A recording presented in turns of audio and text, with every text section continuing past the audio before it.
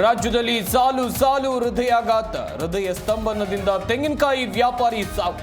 ಚಿಕ್ಕಮಗಳೂರಿನ 29 ವರ್ಷದ ಯುವಕ ಬಲಿ.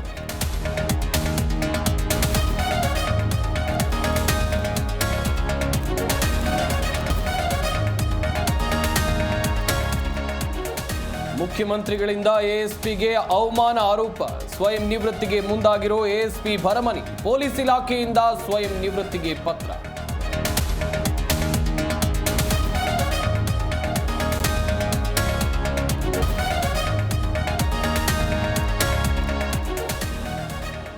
ರಾಜ್ಯದಲ್ಲಿ ದ್ವಿಭಾಷಾ ನೀತಿ ಜಾರಿಗೆ ಪಟ್ಟು ಬೆಂಗಳೂರಿನ ಫ್ರೀಡಂ ಪಾರ್ಕ್ನಲ್ಲಿ ಕರವೇ ಪ್ರೊಟೆಸ್ಟ್.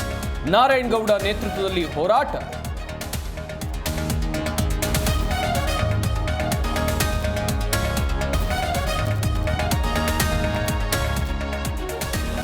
ಉತ್ತರಾಖಂಡ್ನಲ್ಲಿ ಮುಂದುವರಿದ ಮಳೆ ಆರ್ಭಟ, ಅಲಕಾನಂದ ನದಿಯ ನೀರಿನ ಮಟ್ಟದಲ್ಲಿ ಏರಿಕೆ. ರುದ್ರಪ್ರಯಾಗ್ನಲ್ಲಿ ದೇವಸ್ಥಾನಗಳಿಗೆ ಜಲ ದಿಗ್ಬಂಧನ.